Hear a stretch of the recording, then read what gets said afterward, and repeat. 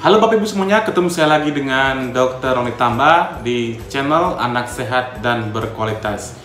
Kali ini ada DM yang masuk ke Instagram saya yang bertanya, "Dok, apa benar ada nasihat untuk menunda menyapih anak yang sedang menyusui karena untuk mencegah corona atau COVID-19?" Nah, jadi kira-kira gampangannya apa hubungan antara menyapih atau penundaan menyapih anak dengan pencegahan infeksi virus corona ini? Kira-kira memang apakah harus ditunda menyapih atau bolehkah menyapih? Kira-kira kalau misalnya ditunda menyapih, apakah memang masih ada nutrisi atau sel kekebalan tubuh yang didapat si anak walaupun sudah di atas usia 2 tahun? Karena kan biasanya orang tua berpikir kalau misalnya ASI sudah lewat 2 tahun tentu kualitasnya akan berkurang. Nah, jadi kali ini kita akan membahas pertanyaan tersebut. Jadi bagi Bapak Ibu yang mungkin saja pertama kali menyimak materi kami, jangan lupa klik subscribe-nya,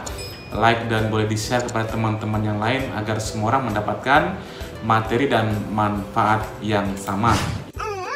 Yuk kita lihat bahwa sebenarnya saat ini kita masih dalam masa pandemi COVID-19 yang artinya penyebarannya secara sporadis hampir di semua negara, di semua provinsi di tempat kita sudah terkena COVID-19 ini. Karena penyebarannya dan konsekuensinya yang sangat membahayakan, maka ada cara yang diberikan oleh pemerintah maupun petugas kesehatan bagaimana cara kita untuk mencegah supaya tidak terinfeksi virus corona ini. Di antaranya adalah physical distancing. Kita tahu bahwa harus jaga jarak minimal 1,5 meter ya, kalau bisa 2 meter, dan rajin menggunakan masker, cuci tangan selalu, dan yang terakhir ini adalah yang keempat, itu meningkatkan sistem imun. Meningkatkan sistem imun ya bisa macam-macam caranya ya, misalnya dengan makanan-makanan yang bergizi atau minum atau mengkonsumsi multivitamin. Ada juga orang yang rajin berolahraga atau dengan berjemur. Nah, semua ini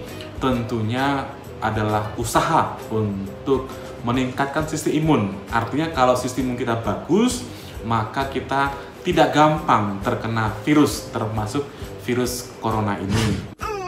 Bagaimana pada bayi? Nah, pada bayi juga salah satu aspek nutrisinya adalah dari ASI. ASI itu menurut WHO kan diberikan sampai kapan? Sampai usia si anak itu 2 tahun bahkan lebih, itu menurut WHO. Tetapi memang kadang-kadang orang tua berpikir kalau misalnya anak saya sudah 2 tahun, ya saatnya untuk menghentikan menyusuinya. Karena apa? Karena berpikir itu kandungan ASI-nya sudah, nutrisinya sudah kurang, sudah tidak maksimal lagi. Ada juga yang mengatakan mau sampai kapan anak saya mandiri. Nah, jadi ada banyak mitos atau juga pendapat atau juga pikiran orang tua bahwa menyusui anak itu hanya sampai 2 tahun saja. Apa sih kaitan dari nasihat untuk menunda menyapih anak di masa pandemi ini? Kira-kira apa dari ASI itu yang bisa menunda atau mencegah virus ini? Jadi kita tahu bahwa ASI itu dari waktu ke waktu ya, mulai dari 0 bulan sampai dengan 6 bulan, setahun, bahkan 2 tahun tetap mengandung nutrisi. Artinya tidak langsung ASI itu tidak ada nutrisinya, tetap ada. Bahkan kita lihat pada slide ini dikatakan bahwa nutrisi dari ASI itu masih bisa mencukupi kira-kira 29% ya, hampir 30% dari energi yang dibutuhkan oleh si anak. Mengandung 43% protein, dan mikronutrisinya ini masih banyak. Kalsiumnya masih bagus, vitamin A-nya, folatnya, asam folatnya, vitamin B12 dan juga vitamin C. Artinya makronutrisinya memang masih bagus dan juga mikronutrisinya masih bagus. Kita lihat ini ada satu artikel jurnal ilmiah yang saya ambil, itu mengecek kira-kira kandungan karbohidrat protein, dan juga lemak yang terdapat dalam ASI dari bulan ke bulan si anak. Kita lihat pada karbohidrat ternyata tidak berbeda bermakna ya. Karbohidrat 1-12 bulan itu kurang lebih antara rata-rata 7,2, sedangkan 12-18 bulan 7,2, dan kalau sudah lebih dari 24 bulan dia 6,6. Artinya masih banyak dibandingkan kita tidak memberikan, kan masih banyak manfaatnya yang bisa kita dapatkan. Demikian juga dengan lemaknya. Lemaknya malah naik ini kadarnya dalam ASI dari pertambahan usia anak.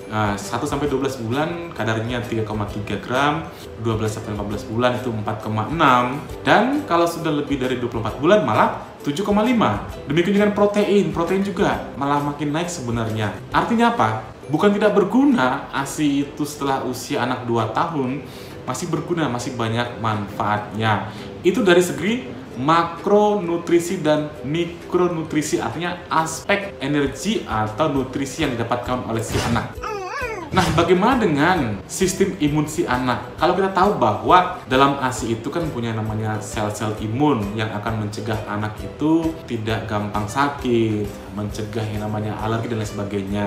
Kita lihat ternyata menurut the American Academy of Family Physicians itu mengatakan bahwa children when before 2 years of age are increased risk of illness. Jadi, kalau misalnya kita menghentikan atau kita mewinning atau kita menyapih anak kurang daripada 2 tahun, itu risiko sakit atau risiko terkena infeksi lebih tinggi dibandingkan kalau menyusuinya sampai 2 tahun bahkan lebih. Kenapa demikian? Karena dalam ASI itu masih mengandung kaya akan sel-sel imun. Ya, misalnya apa? Misalnya antibodi, laktoferin, lisosim, leukosit atau sel darah putih, sitokin, antioksidan, dan juga mikrobiota. Artinya dengan adanya ini, maka sistem imun si anak itu akan terjaga sehingga tidak gampang terinfeksi oleh virus. Walaupun dalam literatur mengatakan bahwa ASI itu tidak secara spesifik untuk mencegah virus corona,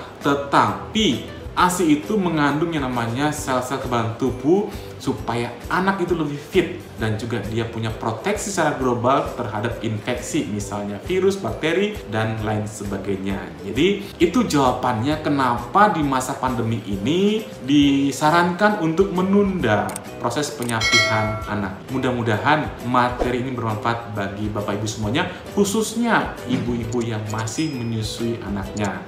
Salam sehat. Dadah!